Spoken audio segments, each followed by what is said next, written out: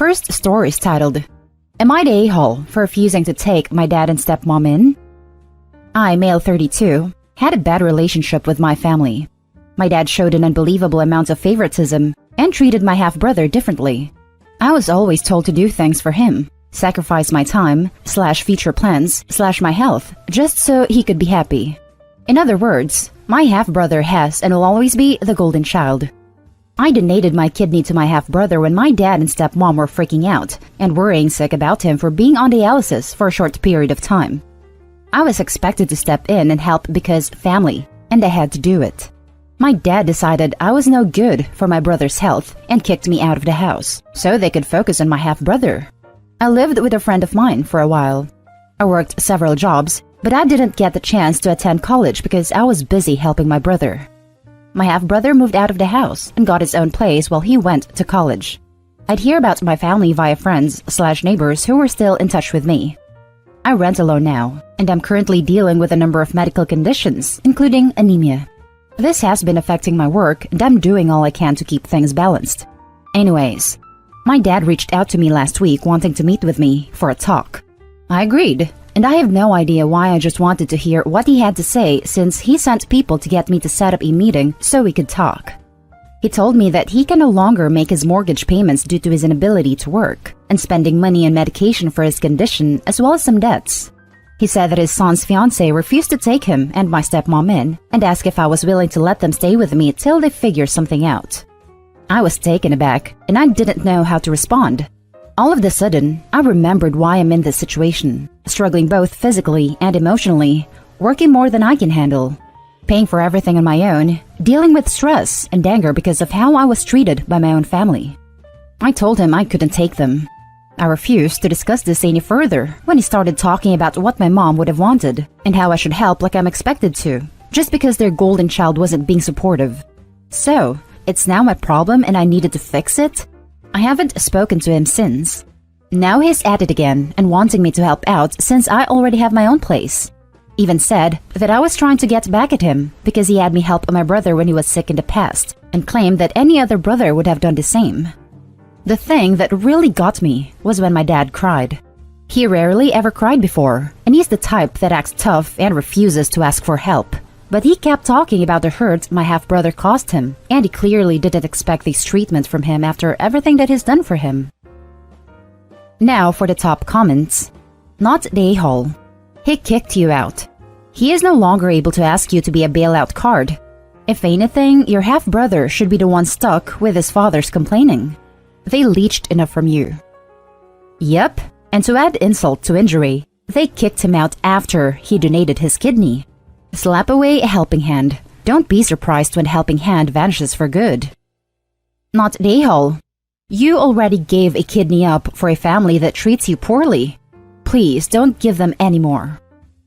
Not to mention, he tried to emotionally manipulate him, using his mother crying, saying, "Your brother won't do it, so you have to. And you have always done things for me without me giving back to you. So why would I expect you to stop?" Not the a-hole. Not the a-hole. You gave him a kidney, and they kicked you out? Don't waste another word on these a-holes. Yep, the father bet on the wrong son. He can fend for himself. The next story is titled, Am I the a-hole for banning my brother and his wife from coming onto my property? 3 months ago, my wife and I bought my parents' property. There are 2 houses on the property, one that my parents lived in, and the other is a smaller house that my parents used to rent out. When we bought the property, we moved into my parents' house and my parents moved into the smaller one. The houses are far back off the road. When you come down the driveway, you come to our house first, and then my parents' house is further back. The problem that we are having is that people, including my siblings, like to speed down the driveway. It's a curvy driveway with pine trees lining it, so the visibility is restricted. Our worry is that someone would hit our kids when they are riding their bikes, or would crash into us or someone else as they drive down the driveway. We put up a sign that says "Children at Play, speed limit 5 miles per hour, which has been very effective, except for when it comes to 2 of my brothers and 1 of my sister-in-laws. So I put in a speed bump. That did the trick, although my brothers and sister-in-law threw a fit. Last month, I was outside and saw my brother and sister-in-law leaving my parents' house. They apparently didn't see me.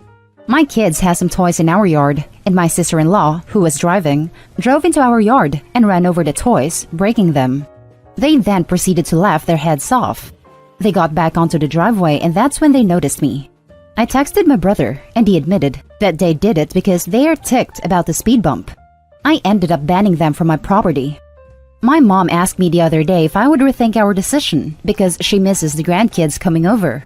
So I called my brother and told him that he could come onto the property again, but he had to park his car at the road and walk up. He angrily refused. My mom wants me to let him drive up, but I honestly don't trust him or sister-in-law. But at the same time, I feel bad because it's mom and dad who are also being punished. So, am I being the a-hole here? Now for the top comments. Not the a-hole. Did they pay for all the toys they destroyed? Stick to your guns on this one. I did tell my brother that they needed to pay for the toys, and he responded with, "Take me to court then." Not the a-hole. This is a potentially dangerous situation that you've made your brother and sister-in-law aware of. They've chosen to ignore. Several steps were taken before banning them from the property. Also, what kind of miserable and petty person drives over kids' toys purposefully? For your safety, I'd suggest investing in some cameras close to the road if you ever decide to let them visit, in case they do something similar. Not the a-hole.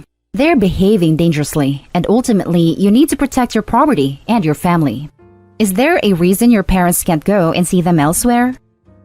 My parents have gone over to their place a couple of times to babysit, but my sister-in-law apparently doesn't like having guests over, except for her family and friends, so my parents have not been able to see the grandkids as much. Now for the next story. Am I the a-hole for refusing to accommodate my husband's sister and her family by making a separate meals for them? My husband's sister's youngest child was diagnosed with cancer shortly after birth. She and her husband have spent 2 years fighting for him and his health. Then COVID hit, and what was already a very bad financial and emotional situation became worse. In September, they were forced to leave their home due to a mold issue that may or may not have been there a while, but went unnoticed because of how difficult the last couple of years have been on them. Then her husband's office was closed down, and all employees were forced to move to the one in our town, 3 hours from where they lived before, or find another job, which they did not feel safe doing in the current climate with their family circumstances. My husband and I discussed it, and agreed to let them move in until after Christmas, when hopefully the mold issue could be fixed, and they could start the process to sell up and find another house. So, I will start by saying they pay for some groceries and help toward bills, but not a lot because of their financial situation. I started having an issue 2 weeks after they moved in. It was agreed upon by all 4 of us that I would make dinner, and we would each do our own things for lunch. But she and their older kids started complaining about dinner, wanting something else, and expecting me to make it for them.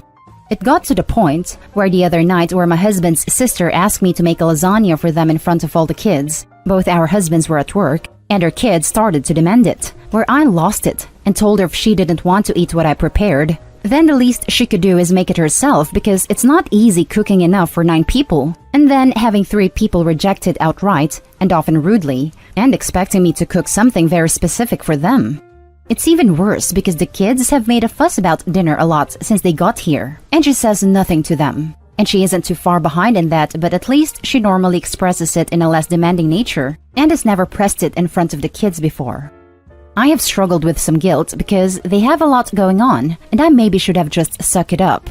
I can't always coordinate in advance about what they want for dinner, but also we don't always have what's needed to make what they want anyway, and I'm already getting more groceries and doing more than I was before.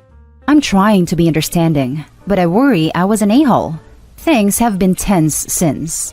The complaints have not stopped though. Am I the a-hole? An update, kind of. So, my husband and his sister's husband are mad at my sister-in-law. She does not want to participate in cooking. She also doesn't think it's fair to expect them to know what they'll want days or weeks in advance. Her husband has promised his kids will behave better in the future, but sister-in-law doesn't think they were ever rude. She said I was rude for not catering more to them, as guests in our home and people going through a rough time. So I don't know what we're going to do, but at least I know where I stand in this. Now for the top comments. Not the a-hole. They can cook for themselves. We used to have a rule in my house growing up, too many kids, that if we didn't like dinner, we could make ourselves a peanut butter and jelly or have nothing. Those should be the options. Not the a-hole. They're being rude. You need a new system. Either everyone does their own family dinner, sister-in-law does dinner for everyone, you switch off, or you meal plan together. Easy peasy. But your husband needs to talk to his sister about his family's manners while they're in the house. Info. Can't your sister-in-law cook the dinner for you all herself if her children want something different all the time? Your sister-in-law cooking for you all would perhaps solve the problem. Is this because she's taking care of the child who is diagnosed with cancer? Who decides what will be cooked for dinner? I would help if she cooked for them. Normally me. I will ask them what groceries they want me to buy and get their list. But I'm usually flying solo when dinner prep starts, so it's on me. Now for the last story. Am I the a-hole for telling my sister and parents that she can never live with me? To start with, I, 26 female, have never had a good relationship with my sister, 32 female. She didn't like having a younger sibling and had no interest in me. She moved out when she was 18 and ceased any contact with me, even going as far as rubbing it in my face how she never wanted to know me, by showing up for Christmas at grandparents' houses and bringing gifts for our cousins but not me, and by showing up for their birthdays but not mine. The last time I was anyway hopeful for us to have a relationship was at our youngest cousin's first birthday party, when I was 15. She brought along her friends and was mocking me for trying to talk to her when I saw her earlier at the party. So, I hardened toward her that day, and decided if she didn't want to be my sister, then I would just need to accept that and move on from her. She got married when I was 17 and told our parents I was not welcome. Our parents tried to change her mind, but she was not having it.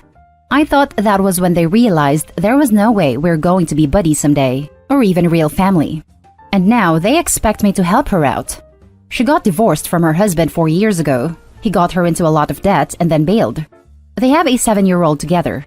She lost her job recently, and she got a new job in my city, and then the rental she had planned to move into fell through, and she ended up asking me to stay.